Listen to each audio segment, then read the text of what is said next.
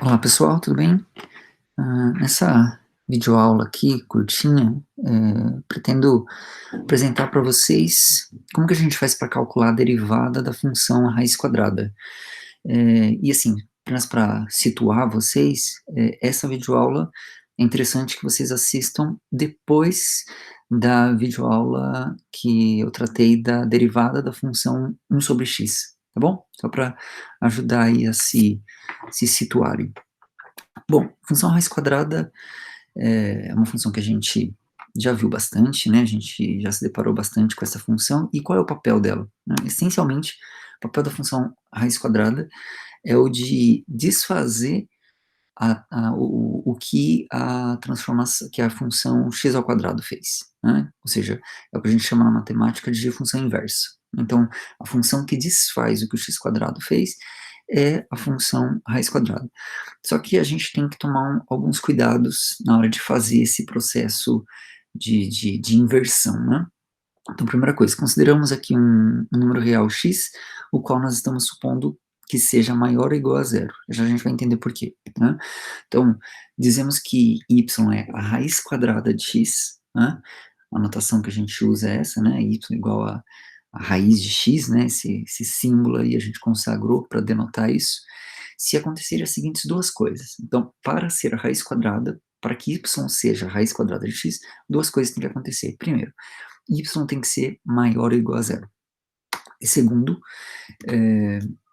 y elevado ao quadrado tem que ser igual a x. Ou seja, a raiz quadrada de x é aquele número que é, primeiro, positivo, e segundo, quando elevado ao quadrado, o resultado dá x. Né?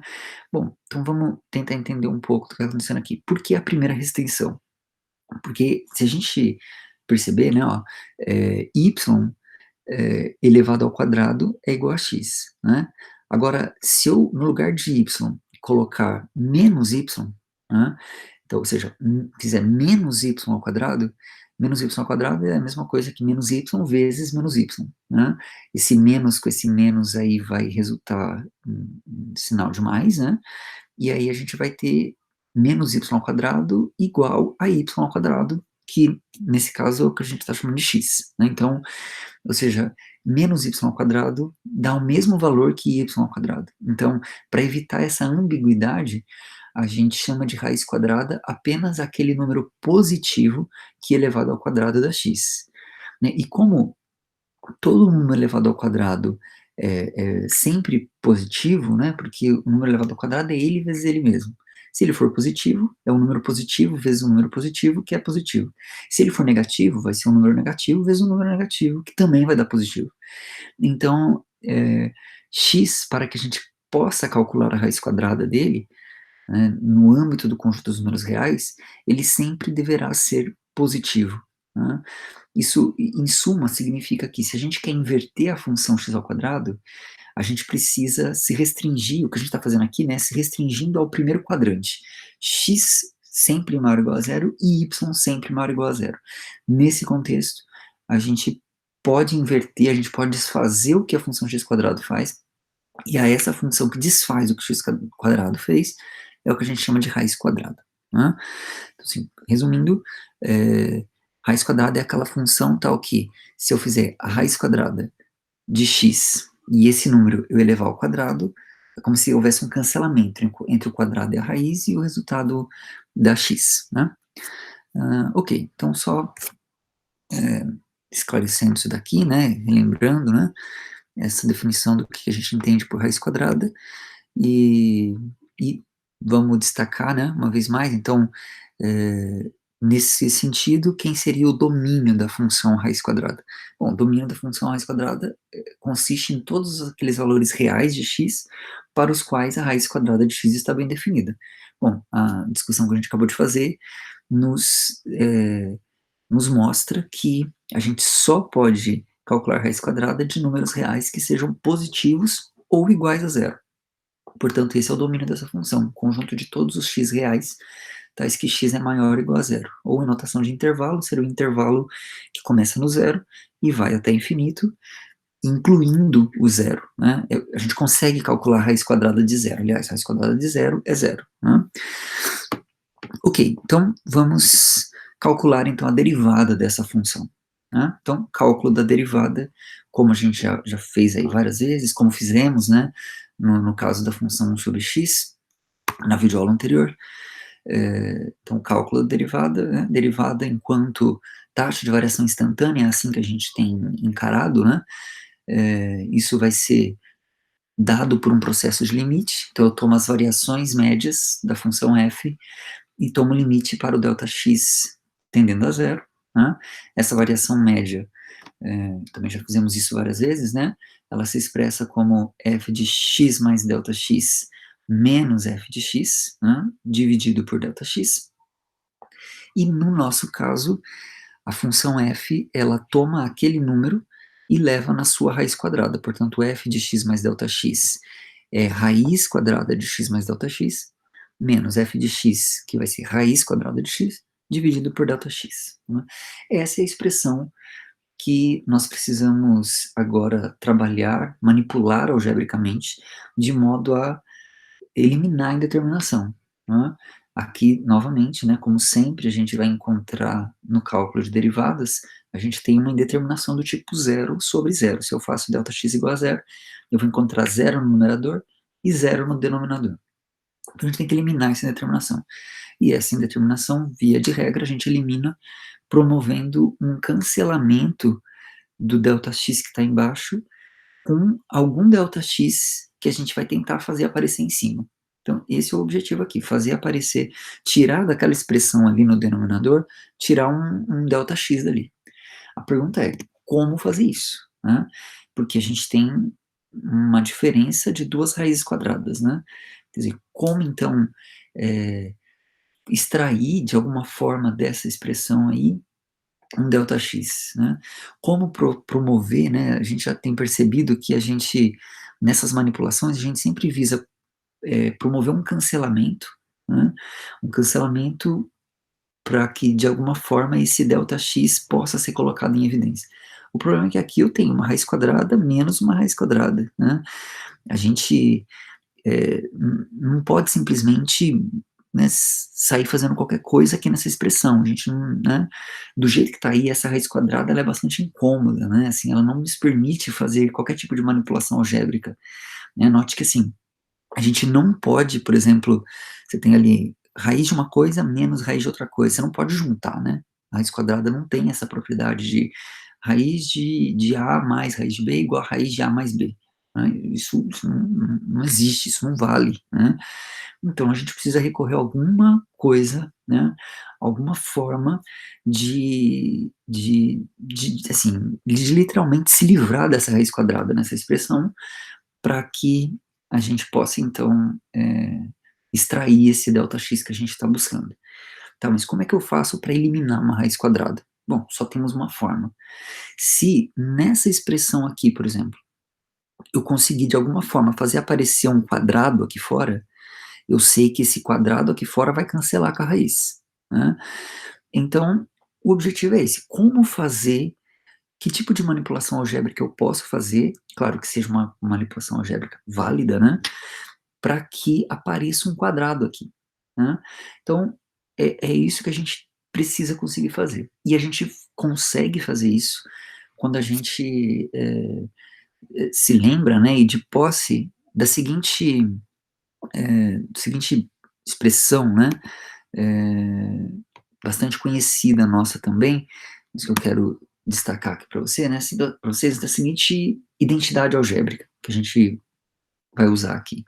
Então, suponha que você tenha dois números A e B, quaisquer, tá? Quaisquer números aqui, A e B, e vamos efetuar, né, o seguinte produto. Então, a gente vai fazer A menos B vezes A mais B. Né? E se a gente efetua esse produto, o que a gente encontra? Né? Então, vamos fazer uma distributiva aqui, e a gente vai ver que vai ficar, então, A vezes A, né? Aplicando distributiva, A vezes A vai dar ao quadrado, mais A vezes B, AB, né? Menos B vezes A, menos BA, ou menos AB, é a mesma coisa, e menos B vezes B, menos B ao quadrado. Então, é o que apareceu ali, a gente percebe que vai haver um cancelamento, né, AB mais AB menos AB eles vão cancelar, e o que a gente vai ter no final vai ser apenas a ao quadrado menos b ao quadrado. Ou seja, eu vou descobrir que se eu tenho uma expressão, se eu tenho uma diferença a menos b, e eu multiplico pela soma a mais b, então, os mesmos números, né, se eu faço um número menos o outro vezes o mesmo número mais o outro, né, o resultado dá o quadrado do primeiro menos o quadrado do segundo. Perceberam que aqui, então, essa expressão, ela dá pra gente uma forma de, ó, eu tenho um número a e um número b, né? No lado direito da igualdade, a gente percebe que apareceu esse número a ao quadrado e apareceu também o número b ao quadrado. Lembra que a gente quer, lá naquela expressão, a gente quer, nessa expressão aqui, a gente quer eliminar essa raiz quadrada aqui, né? De fato, se eu conseguisse eliminar essa raiz quadrada, tanto nessa primeira expressão quanto na segunda, né, a gente conseguiria, né, alguma coisa interessante aí. Bom, e como é que eu vou eliminar essa raiz quadrada? Eu vou então encarar esse número aqui, raiz de x mais delta x, como sendo o meu a daquela identidade algébrica. E esse raiz de x como sendo o meu b. Então, se esse aqui é o meu a e esse aqui é o meu b, então o que a gente tem aqui é um a menos b, né? Bom, se eu tenho aqui um a menos b, e se eu multiplicar, o que a gente viu na identidade foi o seguinte, se eu multiplicar essa expressão aí por a mais b, então eu vou ter um a menos b vezes um a mais b, e a menos b vezes a mais b, a gente viu que dá a quadrado menos b quadrado. Só que o a aqui é a raiz desse cara, né? E a raiz de x mais delta x. E o b é a raiz de x. Então, a ao quadrado vai cancelar essa raiz quadrada que a gente está vendo aí, né? A mesma coisa no b ao quadrado. Então pronto, é isso que a gente vai fazer. Só que, claro, eu não posso simplesmente multiplicar essa expressão por um número, né? Eu tenho que fazer uma operação algébrica que não perturbe essa igualdade. Então, na verdade, o que a gente faz é multiplicar e dividir pelo a mais b aqui nesse caso, né? O a sendo raiz de x mais delta x e o b raiz de x. Então, se eu multiplico e divido por uma mesma coisa, eu não altero a igualdade, né? Eu estou só multiplicando por 1, então eu posso realmente manter o sinal de igualdade, porque eu não mexi na expressão. E lá em cima, a gente está vendo exatamente uma coisa do tipo daquela identidade algébrica, né? É um a menos b vezes um a mais b. Esse multiplicar por essa expressão, trocando só aquele sinalzinho, onde era menos vira mais, a gente costuma chamar isso na matemática de multiplicar pelo conjugado. Então aqui é uma técnica, na verdade, né, para cálculo de limites, que chama-se multiplicar pelo conjugado. Então a gente está multiplicando pelo conjugado da expressão de cima, claro, multiplicando e dividindo, né, para não alterar a igualdade, de modo a eliminar aqui a raiz quadrada. Então, usando aquela identidade que a gente acabou de ver, então ali, né, na expressão de cima, no numerador, a gente tem a menos b vezes a mais b, isso vai ser a mesma coisa que a ao quadrado menos b ao quadrado, né? A aqui no nosso caso é raiz de x mais delta x, portanto eu vou ter raiz de x mais delta x, tudo isso elevado ao quadrado, menos b ao quadrado, b nesse caso é raiz de x, então raiz de x elevado ao quadrado. O quadrado aqui está fora da raiz, né? Bom, agora a gente, né, lembra da própria definição de raiz quadrada, né? Pela própria definição de raiz quadrada, se eu extraio a raiz quadrada de x mais delta x e elevo esse número ao quadrado, o resultado vai dar x mais delta x, né? É um cancelamento que acontece entre o quadrado e a raiz. A mesma coisa, raiz de x elevado ao quadrado vai dar x, né? Então, ali na expressão no numerador, a gente vai ter x mais delta x menos x. Né? Conseguimos, então, por meio dessa técnica de multiplicar pelo conjugado, eliminar a raiz quadrada que estava aparecendo ali. Né? A hora que a gente elimina essa raiz quadrada, agora a gente vê que ó, acontece um cancelamento natural ali, tem um x menos x, né? Então cancelei, ficou só delta x, e pronto. Né? Eu precisava extrair um ΔX daquela expressão. No fim das contas, depois da manipulação toda, só sobrou um ΔX lá, né? Que agora a gente pode cancelar com o ΔX de baixo. E a gente vai ter essa expressão 1 sobre o que sobrou lá embaixo, que é a raiz de x mais ΔX mais raiz de x, né? Lembra que a gente multiplicou e dividiu por esse conjugado, então ele vai aparecer lá no denominador, a gente não pode esquecer dele lá embaixo. Agora, pronto, eu olho para essa expressão e vejo que ela não apresenta mais indeterminação quando eu faço Δx igual a zero. Se ela não apresenta mais indeterminação, então a gente já está aí pronto para dizer qual é o valor desse limite, né? Troco Δx por zero, a gente vai ver que isso vai dar 1 sobre raiz de x mais raiz de x, que é a mesma coisa que 1 sobre 2 vezes raiz de x. E esse é o valor da, da derivada da função raiz quadrada. Então, a derivada da raiz quadrada de x é 1 sobre 2 raiz de x. Agora, aqui é importante a gente notar que, enquanto a raiz quadrada está definida para números positivos, mas também para o zero, né? A gente consegue calcular a raiz quadrada de zero, dá zero, né? A derivada da raiz quadrada, ela só existe para x positivo, né? Se a gente olhar para a expressão da derivada, a gente vai ver que aparece um raiz de x lá no denominador. Então, se eu troco x por zero nessa expressão, a gente vai ter uma divisão por zero ali. Ou seja, a derivada da função raiz quadrada não está definida para x igual a zero, ou seja, ela não existe. Lembra que a gente tem sempre falado que a derivada ela pode existir ou não, né? Nesse caso, a gente está diante de uma função que está definida no zero, mas a derivada dela não existe no zero. Ela não tem derivada no zero, né? É o que a gente percebe aqui. Mas para todo x positivo, aí sim, ela tem derivada, e a derivada dela é 1 sobre 2 raiz de x. E, então, concluindo, né? Olhando agora para a derivada como função, né? Então, a função derivada de raiz de x é 1 sobre 2 raiz de x. E, para fechar aqui, novamente, né, assim como a gente fez lá no caso de 1 sobre x, a gente pode olhar também para a raiz quadrada como uma potência de x. Né? No caso, aqui, raiz quadrada é precisamente x elevado a meio. Novamente, essa definição ela é feita de modo a respeitar a propriedade fundamental da potência, né, que é produto de potência de mesma base, conserva-se a base e soma-se os expoentes. Né, de modo a preservar essa propriedade fundamental, há uma única forma de definir x elevado a meio, e essa única forma é por meio da raiz quadrada. Né. Da mesma forma, 1 sobre a raiz de x, que é, portanto, 1 sobre x elevado a meio, isso é a mesma coisa que x elevado a menos meio. Né? Também, de modo a respeitar essa propriedade fundamental, a potência negativa, ela significa essa coisa de tomar o inverso. Né? Então, x elevado a menos meio é o inverso de x elevado a meio, ou seja, é 1 sobre x elevado a meio.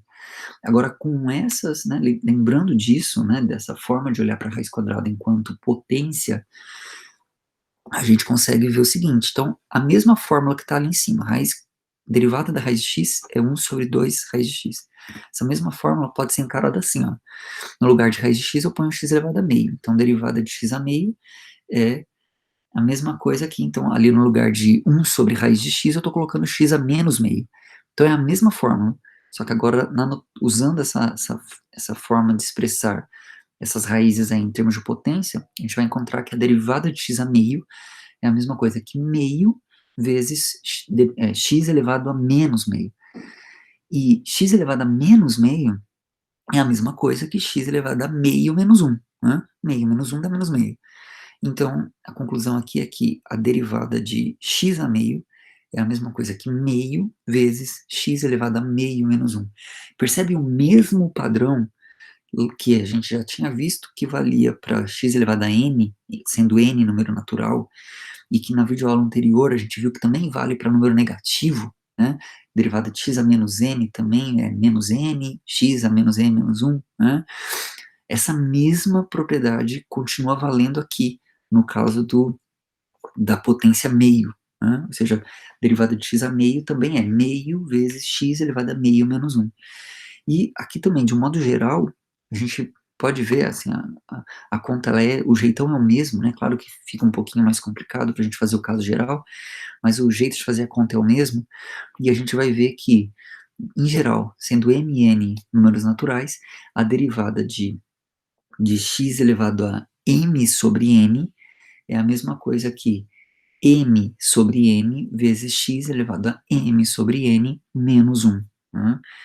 E, então, quer dizer, conclusão, né, a propriedade de que a derivada de x elevado a n é igual a n x a n menos 1, que a gente tinha visto a princípio, que vale para os números naturais, a gente viu então na videoaula anterior, que vale para números inteiros também, e agora a gente acabou de ver que também vale para números racionais.